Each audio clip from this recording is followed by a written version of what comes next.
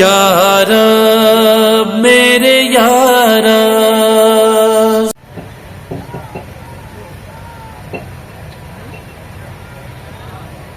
فاتحہ.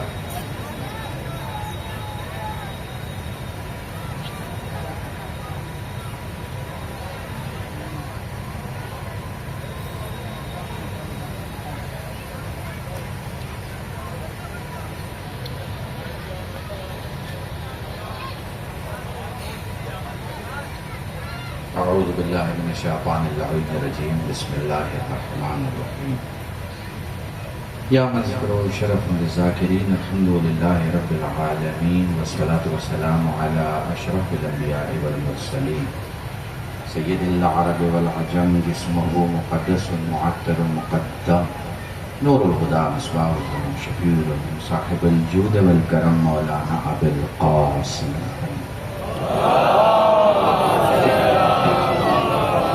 حبیب علیہ طیبین الطاہرین المعصومین المظلومین وشفیع المذنبین. اما بعد فقد قال اللہ سبحانہ وتعالی فی القرآن الکریم بسم اللہ الرحمن الرحیم وما تشاءون الا ان یشاء اللہ.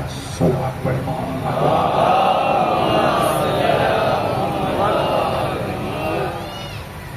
بے پناہ شکریہ تمام حضرات کی محبت کا، بے پناہ شکریہ تمام لوگوں کی عقیدت.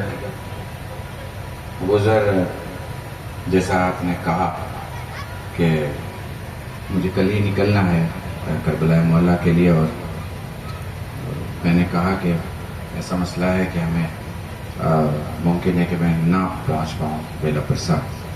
تو گزر نے کہا کہ وہ ڈیٹ میں بتا رہا ہوں، آنا آپ کا کام ہے، لوگ آپ کا انتظار کریں گے، آپ آ جائیے.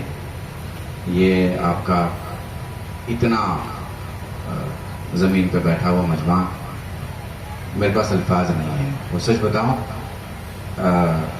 یہ جو گرمی ہے نا، یہ گرمی آپ کا کچھ نہیں بگاڑ سکتی، چونکہ دل میں علی کی محبت کی ٹھنڈک ہو تو پھر کوئی گرمی ہمیں اپنے شکنجے میں نہیں لے سکتی. جنہیں بھی محشر میں بیٹھ کے دوسروں کا حساب کتاب دیکھنا ہے، وہ فرش عزا سمجھ کے بیٹھ جائیں. مجھے پتا ہے یہاں کچھ بچھا نہیں ہے، ہو سکتا ہے کوئی زمین خالی ہو سکتا ہے کہ آپ کو بیٹھنے میں تکلیف ہو. اپنے دل کے اطمینان کے لیے شام غریباں کے حالات ذہن میں لے آنا، تو کھڑے ہونے کی خواہش نہیں ہو، بیٹھنے کی ہو. میں ہمیشہ اپنی تقریروں میں، اپنے مجمع میں کہا کرتا ہوں، جو لوگ شیعہ نہیں ہوئے ہیں اور سن کے شیعت کی طرف آ رہے ہیں، انہیں کھڑے ہونے کی اجازت ہے، وہ دیکھیں کہ ہم کیا بولتے ہیں. مگر جو شیعہ ہیں وہ بیٹھ کے سنیں، کیونکہ ہمارے یہاں دیکھا نہیں جاتا، ہمارے یہاں سنا بھی جاتا ہے اور دیکھا بھی جاتا ہے. مجھے احساس ہے 20-22 منٹ ٹھیک رہے گا. بزرگ نے مجھ سے کہا آدھا گھنٹہ، اس وقت 5:45 ہو رہا ہے، اور یہ تقریر ہے. جنرلی تقریر میں مقرر کو چاہیے کہ وہ 20 سے 22 منٹ میں اپنی بات کہہ لے، اور عوام کو بھی چاہیے کہ وہ سمجھ لے. ایسا نہ ہو کہ مولانا سمجھانے میں 1 گھنٹہ پڑھے، کیونکہ اس میں مولانا اگر 1 گھنٹہ پڑھتے ہیں تو اس میں آپ کی جو ہے وہ کمی رہتی ہے. آپ ٹھیک سے سنیں گے تو 20-22 میں وہ سنا دے گا جو اسے سنانا. اب آپ سمجھنے کو ہی تیار نہیں رہیں گے تو کوشش کرے گا کہ کچھ اور پڑھ کے سمجھا دینا. تو بات کرتے ہیں، یہاں سے شروع کرتے ہیں، پھر ایک چھوٹا سا موضوع میں آپ کے سامنے بیان کروں گا اور ربط مسائل پہ آ جائیں گے. وقت بہت کم ہوتا ہے، مجھے پتا ہے آپ دور دور تک بیٹھے ہوئے ہیں، بہت دور سے آئے ہیں، صبح سے آئے ہیں، تھکے ہوں گے. مگر ابھی تو آپ نے جناب سکینہ کی شہادت کی تاریخ منائی ہے نا، تو مجھے کسی ریفرنس کی ضرورت نہیں ہے. مجھے پتا ہے کہ آپ سب بڑی محبت سے سنیں گے. یہاں سے شروع کرتے ہیں.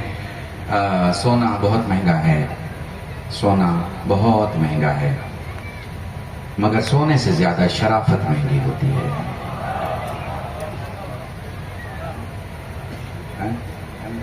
کیونکہ سونا انگلیوں کا زیور بنتا ہے، سونا عورتوں کا زیور بنتا ہے، سونا ہو سکتا ہے تاج بن کے کسی کے سر کی زینت بنے، وجود کی زینت نہیں بنتا، مگر شرافت وجود کی زینت بنتی ہے، شرافت خاندان کی زینت بنتی ہے، شرافت جس میں بھی جاتی ہے اسے محترم بنا دیتی ہے۔ پھر یہ دیکھو نا کہ یہ شرافت آتی کہاں سے ہے، تو ہم نے اسٹڈی کیا تو پتا چلا کہ شرافت ماں کی طرف سے آتی ہے۔ قسم خدا کی اگر تم نے نہیں سمجھا تو پھر کوئی نہیں سمجھے گا۔ شرافت ماں کی طرف سے آتی ہے۔ میں نے پوچھا کہ شرافت کس نعمت کا نام ہے؟ پتا چلا کہ شرافت ماں کی طرف سے آتی ہے، مگر اللہ نے اسے جس کیس میں، جس باکس میں بند کر کے بھیجا ہے اسے طہارت کہا جاتا ہے۔ سمجھ رہے ہو نا؟ میں نے پوچھا یہ طہارت کہاں سے آتی ہے؟ کسی دکان پہ ملتی ہے، کسی شہر میں ملتی ہے، یہ مذہبی معاملات میں لباسوں کی جگہ کرتے پیجامے اور احرام کی طرح ہوتی ہے، مولویوں کی ابا قبا اور امامے کی طرح ہوتی ہے؟ بتایا گیا نہیں، یہ تو صرف علی کی ولایت سے آتی ہے۔ میں نے پوری مجلس تمہارے درمیان پڑھ دی، خدا کی قسم، یہ صرف علی کی ولایت سے آتی ہے۔ علی کی ولایت، سلام کرو اپنی ماؤں کو جنہوں نے تمہیں علی کی ولایت سننے کا سلیقہ دیا، تمہیں غدیر میں حیدری لگانا بھی سکھایا اور تمہیں کربلا میں رونا بھی سکھایا۔ دیکھو شیعت کیا ہے؟ شیعت انہی دو بڑے ناموں کے درمیان زندہ دل ہو کے جینے والی بلیف کو کہا جاتا ہے۔ شیعہ غدیر بھی مانتا ہے اور شیعہ کربلا بھی مانتا ہے۔ اب کربلا کو میں نام دے رہا ہوں، شیعہ غدیر میں بھی بلیف کرتا ہے، شیعہ عاشور میں بھی بلیو کرتا ہے۔ اور کمال کی بات دیکھو، کمال کی بات دیکھو، تمہیں دو غدیر نہیں ملے گی اور دو عاشور نہیں ملے گا۔ بہت بڑا جملہ ہے، خدا کی قسم میرے جوانوں جو سمجھ رہے ہو، تمہیں نہ غدیر 2 ملے گا نہ تمہیں عاشور 2 ملے گا۔ تمہیں پتا ہے نا جو چیزیں زیادہ سکسیسفل اور کامیاب ہو جاتی ہیں ان کی نیکسٹ ایڈیشن جو ہے نمبر 2 کے نام سے آ جاتی ہے۔ تمہیں پتا ہے یہ 2 نمبر ہمارے یہاں ملتا ہی نہیں ہے، میں نے تو پڑھ دیا تمہارے درمیان۔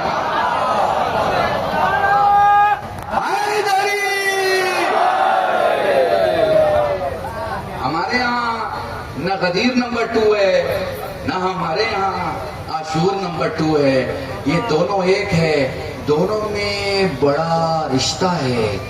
کیسا رشتہ ہے؟ میرے سنی برادر اگر کوئی سن رہے ہیں تو ان کی خدمت میں پیش کرنا چاہوں گا۔ رشتہ یہ ہے کہ غدیر میں مسکراتا وہی ہے جو کربلا میں روتا ہے۔ غدیر میں مسکرائے گا وہی جو کربلا میں روئے گا، اور جو غدیر میں نہیں مسکراتا وہ کربلا میں نہیں رو سکتا۔ کربلا میں رونے کے لیے غدیر میں ہنسنا ضروری ہے۔ جو ہنستا ہوگا، غدیر میں ہنستا ہوگا، وہ کربلا میں روئے گا۔ اچھا اب غدیر کو اور کربلا کو تھوڑا نزدیک سے سمجھ لو تاکہ بات اور واضح ہو جائے۔ دیکھو کربلا ایک دولت ہے، کربلا ایک دولت ہے، پھر کہہ رہا ہوں کربلا ایک دولت ہے، غدیر اس دولت کا انشورنس ہے۔ نہیں بہت آسانی سے سمجھاؤں، تھوڑا اور نزدیک سے سمجھاؤں۔ دیکھو نا، مس گائیڈ مت ہونا۔ جب کربلا جاؤ گے، جب مشی میں چلو گے تو تمہیں سب چلتے ہوئے دکھائی دیں گے، تمہارے ہندو بھائی بھی چلتے ہوئے دکھائی دیں گے، کرسچن بھی چلتے ہوئے دکھائی دیں گے، تمہیں عیسائی بھی چلتے ہوئے دکھائی دیں گے، تمہیں برادران اہل سنت بھی چلتے ہوئے دکھائی دیں گے، سب چلتے ہوئے دکھائی دیں گے۔ ایسا نہیں ہے کہ صرف تم ہی ہو، ایسا نہیں ہے کہ صرف تم ہی چل رہے ہو، تم ہی یا حسین، سب یا حسین کہہ رہے ہیں۔ مگر دیکھ لو نزدیک جا کے دیکھ لو کہ اگر اس کی آنکھیں حسین کے نام پہ تڑپتی ہیں تو اس کا دل علی کے نام پہ مسکراتا ہے کہ نہیں مسکراتا ہے؟ محسوس کر پا رہا ہوں میں کیا کہہ رہا ہوں؟ نہیں ذرا اور نزدیک کی مثال تو یہ جو میرے بچے بیٹھے ہیں، باپ نے ماں کے کہنے پر بچے کو 6 کروڑ کی مرسڈیز دلا دی، बच्चा बहुत खुश है, मगर मर्सिडीज के एजेंट ने बताया कि सर वो इम्पोर्टेंट इंश्योरेंस अगर कर लीजिएगा तो आपको लाइफ भर पैसा नहीं देना पड़ेगा, जब भी गाड़ी में कुछ गड़बड़ होगा हम मुफ्त में आपकी आपको फैसिलिटी प्रोवाइड करेंगे, और अगर कभी एक्सीडेंट हो गया खुदा ना करे तो हम आपको नई गाड़ी दे देंगे। समझ गए ना? तो उसने कहा अच्छा फिर कितने पैसे देने पड़ेंगे? उनका अगर एक मुश्त देना है तो ये पैसा देना है, और अगर महीने महीने देना है तो ये पैसा देना है, और साल साल में देना है तो ये पैसा देना है।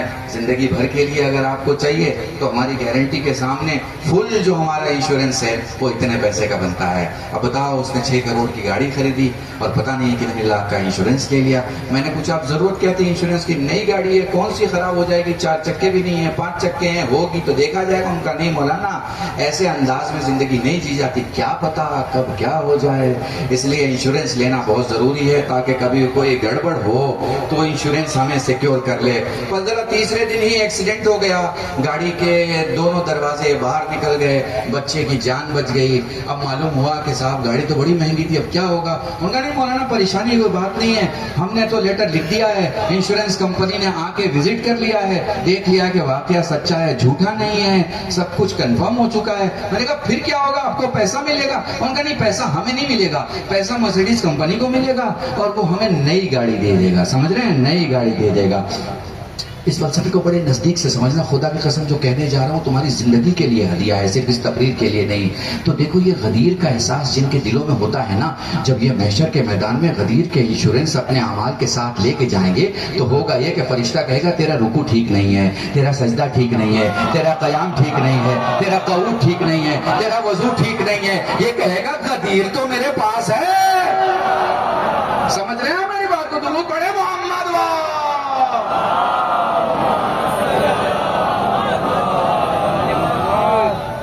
गदीर तो मेरे पास है। गदीर का क्या काम है? गदीर का काम यह है कि वो रुकू की जो परेशानी है वो दूर होगी, वो सजदे की जो परेशानी है वो दूर हो जाएगी। तो मेरे अजीजान ये गदीर है, बहुत बड़ा मैदान है। ये मैदान भीड़ देखने के लिए नहीं है, ये मैदान ईमान देखने के लिए है। पता नहीं मैंने आपने गौर ही नहीं किया, मैंने बहुत बड़ा जुमला कहा आपके सामने। ये जो मैदान है ना, दुनिया का हर मैदान भीड़ देखने के लिए होता है। फला मैदान में कितनी भीड़ है, फला मैदान में कितने लोग हैं। गदीर भीड़ देखने का मैदान है ही नहीं है, गदीर तो ईमान देखने का मैदान है। जो अली के पास है उसके पास ईमान है, जो अली को दूर रखता है या अली से दूर रहता है। मिलजुल के दुरूद पढ़ें। नारे हैदरी, नारे जिजान, दुरूद पढ़े मोहम्मद वाले। बस इसी तरह मुझसे मेरे करीब रहिएगा। तो ये जो मौला के चाहने वाले लोग हैं ना, ये बड़े अहम होते हैं। हम लोग कौन लोग हैं? हम लोग फैन लोग हैं। हम लोग वो 100% के चाहने वाले नहीं हैं। हम लोग 100% के चाहने वाले नहीं हैं। हम लोग प्रोग्राम वाले लोग हैं, हम लोग मजलिस वाले लोग हैं, हम लोग अंजुमन वाले लोग हैं, हम लोग नौहे खान वाले लोग हैं, हम लोग गांव वाले लोग हैं। समझ रहे हैं इसका मतलब? समझ रहे हैं? अभी मान लीजिए कि 10 गांव से बेला परसा में अंजुमनें आई हैं, ठीक है ना? तो एक अंजुमन जौनपुर की है, एक कानपुर की है, एक सुल्तानपुर की है, एक फला जगह की है। अच्छा, ये मैं ऐसे ही नाम ले रहा हूँ, मैं किसी को टारगेट नहीं कर रहा हूँ, ठीक है? तो अब इन अंजुमनों के सारे जवान आगे मातम कर रहे हैं, मातम कर रहे हैं। तो किस पे मातम कर रहे हैं? किस पे मातम हो रहा है? नौहे पे हो रहा है। नौहा किसका है? नौहा उन्हीं के नौहे खान का है। और अगर उनको मातम करना है तो वो दूसरे नौहे पे भी कर सकते हैं। बोले नहीं नहीं नहीं, वो तो उनका नंबर चला जाएगा और वो चले जाएंगे, ठीक है ना? महसूस कर पा रहे हो, है ना? वो मातम करेंगे, नौहे पे भी मातम करेंगे, मगर उनका अपना नौहा खान होगा, वो नौहे खान पे ही मातम करेंगे। उनका नौहा खान चला गया, उनका मातम चला गया। मेरे अजीजों, ये मुझे नहीं पता हमारी ये टेंडेंसी कब से हो गई, मुझे नहीं पता हमारी ये पहचान कब से हो गई, मुझे नहीं पता हमने ये कब से मान लिया कि नौहा अलग होता है और मातमदार अलग होते हैं।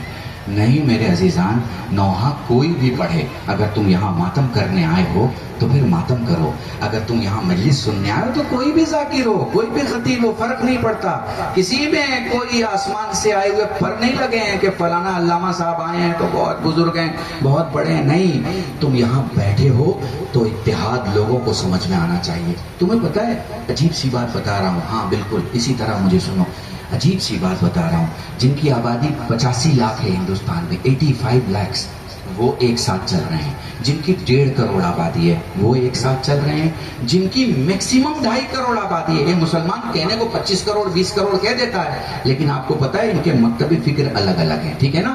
تو اگر ہم ان 22-23 کروڑ مسلمانوں کو مکتب فکر میں بانٹ دیں، حنفی کو الگ کر دیں، شافعی کو الگ کر دیں، مالکی کو الگ کر دیں، حنبلی کو الگ کر دیں، دیوبندی کو الگ کر دیں، بریلوی کو الگ کر دیں، تو میکسیمم تعداد ایک کی 2.5 کروڑ ہوگی۔ کتنی ہوگی؟ 2.5 کروڑ۔ تم اکلوتے 6 کروڑ ہو، اکلوتے 6 کروڑ ہو، مگر 6 کروڑ کہیں دکھ پاتے ہو؟ نہیں دکھ پاتے ہو۔ کیوں نہیں دکھتے؟ کیونکہ ٹکڑیاں الگ الگ ہیں تمہاری، تمہارے جتھے الگ الگ ہیں، تمہارے یہ گروپس الگ الگ ہیں، تمہارے یہ لوگ الگ الگ ہیں۔ جس کو تھوڑا سا علم آ گیا اس نے اپنا ہی چراغ جلا لیا، پتا نہیں تم نے محسوس ہی نہیں کیا میں کیا کہہ رہا ہوں تمہارے بارے میں، ہے نا؟ تھوڑا میں بہاری آدمی ہوں، پوربی ہوں، اس لیے جس کی بدھی میں تھوڑی سی ڈبری بڑھ گئی اور تھوڑی سی رونق آ گئی اور تھوڑا سا وہ جو تیل کا چراغ ہوتا ہے نا، تھوڑا سا تیل کا چراغ دماغ کے طاق پہ رکھ دیا گیا، اس نے خدا کی قسم اپنا ہی گروہ بنا لیا، اپنا ہی گروہ بنا لیا۔ دین لو ہم سے لے لو، ایمان لو ہم سے لے لو، اسلام لو ہم سے لے لو، قرآن لو ہم سے لے لو۔ نہیں بھیا، ہم دین لیں گے تو حسین سے لیں گے، ایمان لیں گے تو علی سے لیں گے۔ سلامت رہو ساتھ مل کے۔ سمجھے میرے عزیزان، اس وقت تمہیں کس چیز کی سب سے زیادہ ضرورت ہے؟ اتحاد کی، اتحاد۔ تھانے پہ کون سی چیز کام آتی ہے؟ اتحاد۔ پولیس نے اگر کوئی گڑبڑ کی ہے کیا کام آئے گا؟ اتحاد۔ ڈاکٹر نے کچھ گڑبڑ کر دیا ہے کیا کام آئے گا؟ اتحاد۔ ایک مریض کو لیا، اس نے پیسہ لینے کے لیے بے وقت اس کا ہارٹ کا سرجری کر دیا، مان لیا تھوڑی دیر کے لیے، اس کے چھوٹے چھوٹے بچے ہیں، ٹھیک ہے، اس کی گھر کی عورتیں بات نہیں کر پا رہی، آپ میں اتحاد ہوگا، آپ ڈاکٹر سے پوچھیں گے میڈیکل نیگلیجنسی کا کیس ہے، تمہیں پورا پیسہ بھرنا پڑے گا، تم اس کی تیاری رکھو اور ہم کیس کریں گے۔ کب کہیں گے؟ جب اتحاد ہوگا۔ کب کہیں گے؟ جب ایک وقت میں 1000 جوان نکلیں گے۔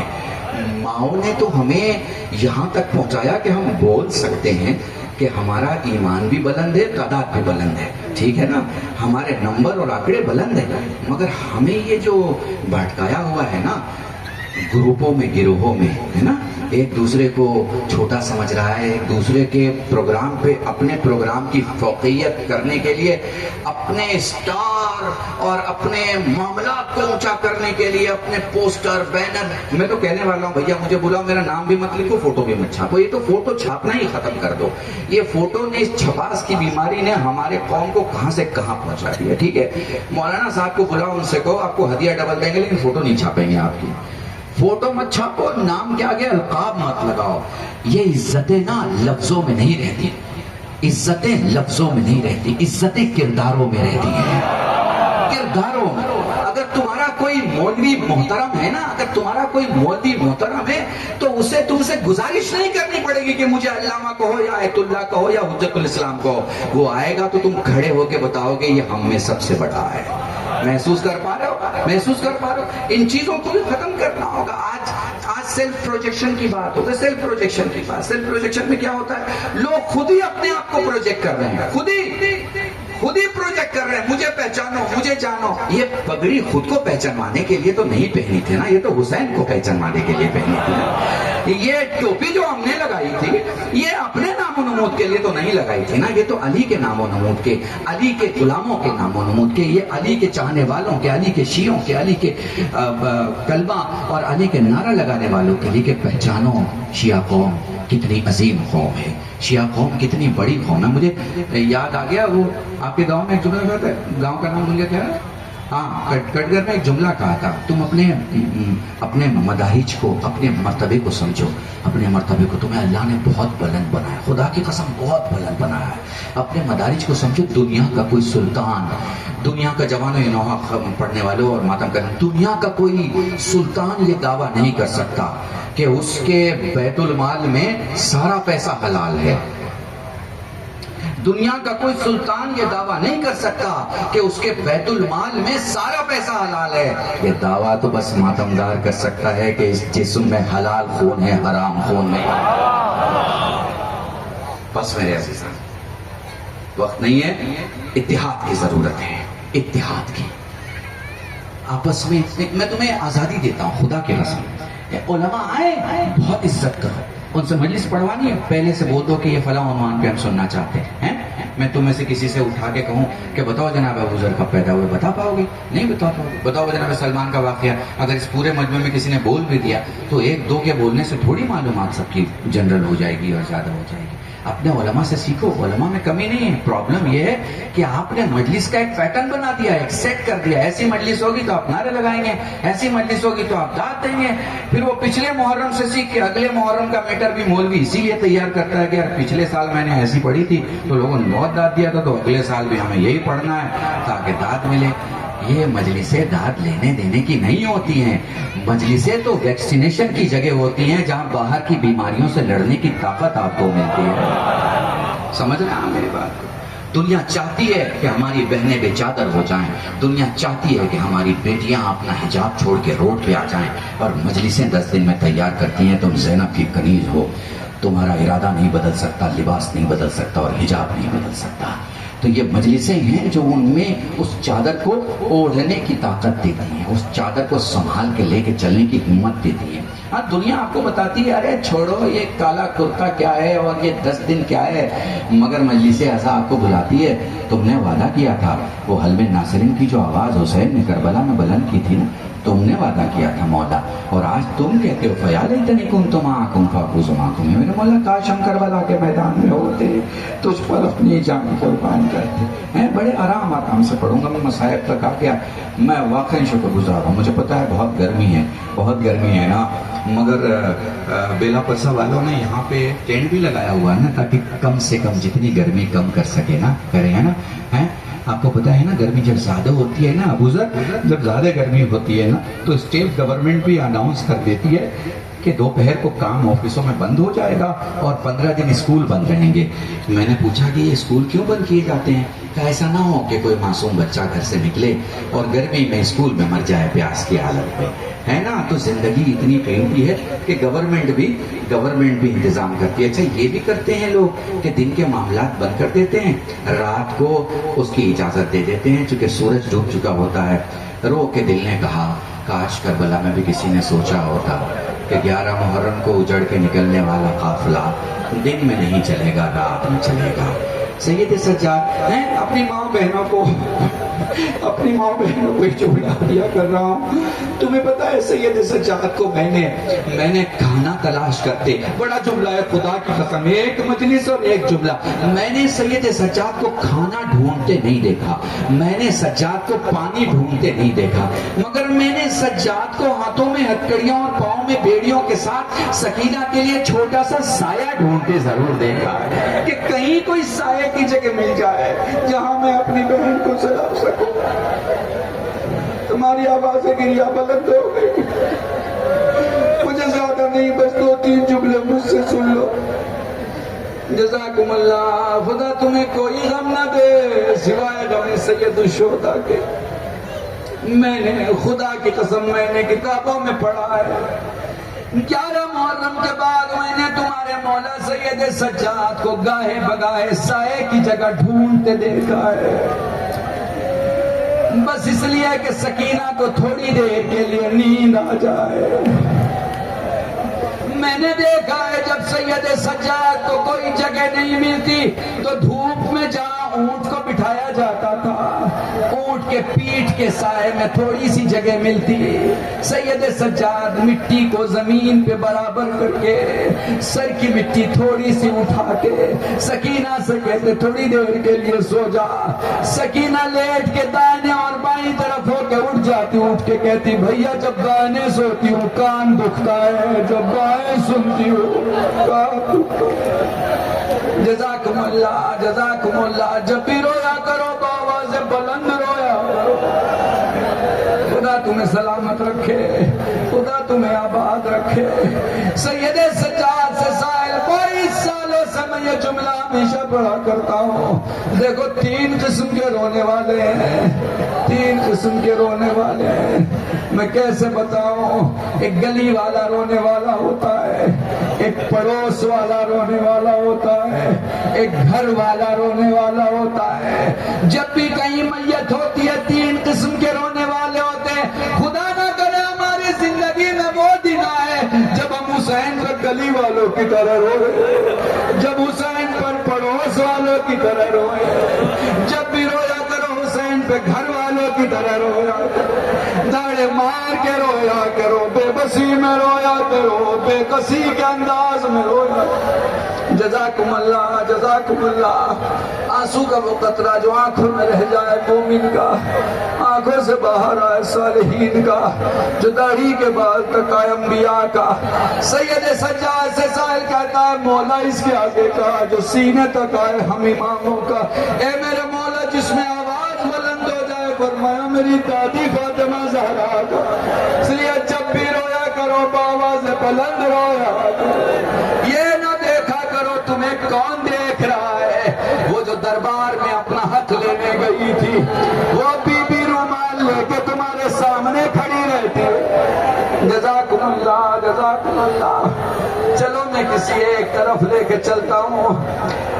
मुझे वो बीबी जिसका नाम ज़ैनब है, वो बीबी जिसका नाम ज़ैनब है, तुम्हें अल्लाह मुकद्दर करे कि बीबी के रोजे की ज़ियारत पे जाओ। अल्लाह मुकद्दर करे जैसे तुमने अपने मुसल्ले से हमेशा ज़ैनब को सलाम किया है, कब्र मुतहर के सामने खड़े होकर सलाम करो। कौन है हुसैन की, कौन है हुसैन की बहन ज़ैनब? मैं क्या बताऊं, यहाँ से शुरू करता हूँ अगर इजाजत हो। देखो जब बहनों को लेने के लिए भाई जाने वाला होता है तो बहनें, अच्छी बहनें पहले से तैयार हो जाती हैं। क्योंकि मालूम है मुझे लेने मेरा भाई आने वाला है।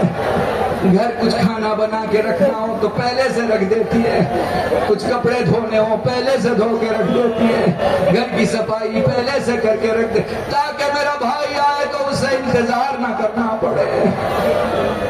हाँ हुसैन पहुंच गए ज़ैनब को लेने के लिए। जैसे ही पहुंचे और ज़ैनब ने निकलना चाहे, अब्दुल्ला ने कहा मौला बस एक ख्वाहिश है, अब्दुल्ला मेरी ज़ैनब को वो ले जाए जो ज़ैनब को वापस लाए। हुसैन ने सुना बाहर निकल गए। सज्जाद से फरमाते हैं लाल जा अपनी फूफी को ले आ। अपनी फूफी के पास आए, फरमाते लगे फूफी अम्मा चचा अब्बास मौजूद थे आप नहीं गई, अली अकबर मौजूद थे आप नहीं गई, बाबा खुद आए थे आप नहीं गई, फूफी मेरे साथ क्यों चल रही है? कहा मेरे लाल इसका जवाब मैं 11 मुहर्रम को दूंगी। जज़ाकुमुल्लाह। लो 11 मुहर्रम आ गई, मैं कोई मसाइब नहीं पढ़ रहा, मैं तो वाक़या बयान कर रहा हूँ। 11 मुहर्रम आ गई। सैयद सज्जाद हाथों में हथकड़ियाँ, पाँवों में बेड़ियाँ, गले में तोके खारदार। अली की बेटी ने अपने भाई के बेटे सैयद सज्जाद की हालत देखी, कैफियत देखी। आ मेरे लाल ऊंट पे सवार होने का वक्त हो गया, आ मेरे लाल सवारी पे सवार होने का वक्त हो गया। तारीख के अजीब जुमले हैं। ज़ैनब बैठी, एक जुमला सुनोगे। ज़ैनब बैठी, अली के पोते ने पांव रखा, अली की बेटी गिर गई। जज़ाकुमुल्लाह जज़ाकुमुल्लाह। मैं कैसे बताऊं उलमा ने इसे कुछ यूं लिखा है और कुछ यूं बयान किया है कि ऐसी कैफियत थी। खुद ज़ैनब जब सवार होने के लिए खड़ी हुई, सैयद सज्जाद ने अपने घुटने मोड़े। फूफी अम्मा आप सवार हो जाए, फूफी अम्मा आप सवार हो जाए। इधर सैयद सज्जाद قدم رکھا ادھر سجاد گر گئے، ادھر سجاد گر گئے۔ فضا نے یہ منظر دیکھا، دوڑ کے آئی، خود سجدے کی حالت تک جھکی، زینب نے قدم رکھا، سواری پہ سوار ہوئی، قافلہ کربلا سے چلا، قافلہ کربلا سے چلا، قافلہ کوفے پہنچ گیا۔ بس ایک واقعہ، چھوٹا سا واقعہ مجلس تمام کر دوں گا۔ ایک بی بی ہے جس نے اسی کوفے میں زینب سے درس قرآن لیا ہے، ایک بی بی ہے جس نے اسی کوفے میں زینب سے درس قرآن لیا ہے، تفسیر قرآن سنا ہے۔ معلوم ہے آپ کو وہ بی بی پھر زینب سے جدا ہو گئی، وہ بی بی پھر زینب سے جدا ہو گئی، چونکہ شہزادی مدینے کی طرف چلی گئی۔ وہ انتظار کرتی تھی کوئی موقع آئے جب میری شہزادی مجھ سے ملاقات کریں، کوئی موقع آئے جب میں اپنی معلمہ سے مل سکوں، کوئی موقع آئے جب میں اپنی استاد سے جس نے مجھے قرآن سکھایا ہے اس سے مل سکوں۔ اسے کوئی چارہ نہیں دکھا کہ بی بی سے ملاقات ہوگی۔ اس نے ایک منت مانی، خدایا اگر زینب سے ملاقات ہو گئی تو میں ایک منت مانتی ہوں کہ اس شہر میں آنے والے ہر قافلے کی ضیافت کروں گی، ہر مجبور تک روٹی یا کھجور پہنچاؤں گی۔ جب بھی کوئی قافلہ کوفے میں داخل ہوتا اس بی بی کو پتا چلتا، یہ پہلے بچوں کے ذریعے سے روٹی اور کھجور کا انتظام کر کے بھجوا دیتی۔ ایک دن ایسا ہوا اس کے بچوں نے اسے واپس آ کے کہا کس کے لیے یہ بھجوایا تھا؟ آج تو عجیب قافلہ آیا ہے جس کے بچوں کو ہم نے کھجور اور روٹیاں جب دی تو ایک بڑی ضعیفہ آگے آ کے ان بچوں کے ہاتھوں سے لے کے کہتی صدقہ ہم پہ حرام، جزاکم اللہ، صدقہ ہم پہ حرام ہے، صدقہ ہم پہ حرام ہے، اسے لے جاؤ، جس نے تمہیں دے کے بھیجا ہے اسے واپس کر دو۔ بچوں اور بڑوں نے بتایا وہ بی بی صدقہ حرام کہہ رہی ہے۔ جلدی سے اس بی بی نے چادر لی، چادر سر پہ اوڑھی، دوڑتی ہوئی بازار کی طرف آئی، قیدیوں کو دیکھ کے کہا قیدیوں ذرا مجھے بتاؤ تو صحیح کہ تمہارا رہبر کون ہے، بتاؤ تو صحیح تمہارے قافلے کا قافلہ سالار کون ہے۔ ایک بی بی جو ضعیفہ ہے وہ کہتی ہے میرے قریب آؤ، کیا بات کرنا چاہتی ہو؟ کہا بی بی ایک بات بتائیں، آپ نے ابھی میرے بچوں سے کہا ہے کہ آپ کے لیے یہ صدقہ حرام ہے، ذرا بتائے تو صحیح یہ صدقہ آپ پہ کیوں حرام ہے؟ تو بتا تو نے یہ نیت کیسے کی کہ تو ہر مسافر کو ہرانے والے کو صدقہ دیتی ہے؟ جزاکم اللہ، جزاکم اللہ، خدا تمہیں کوئی غم نہ دے۔ جملے سننا، جملے سننا۔ وہ کہتی بی بی میں اس شہر میں رہتی ہوں، اسی شہر میں میری بی بی زینب رہا کرتی تھی، مجھے قرآن پڑھایا کرتی تھی، بہت دنوں سے، بہت سالوں سے وہ بی بی اپنے بدن مدینے تھی، میری بڑی خواہش تھی، میں نے منت مانی تھی، جھکا ہوا زینب کا سر تھا، ذرا سا اٹھا کے کہا ام حبیبہ تیری منت پوری ہو گئی۔ بس آخری جملہ مولا مجھے طاقت ہے میں پڑھتا ہوں، ام حبیبہ تیری منت پوری ہو گئی۔ آپ کون؟ کہا میں وہی زینب ہوں، لیکن میں کیسے مان لوں؟ میری زینب کی ایک علامت تھی، میری شہزادی کی ایک علامت تھی۔ فرمانے لگی ام حبیبہ کون سی علامت دیکھنا چاہتی؟ کہا بی بی میری بیوی کبھی اکیلے باہر نہیں گئی، وہ جب گئی حسین کے ساتھ گئی، ذرا دکھا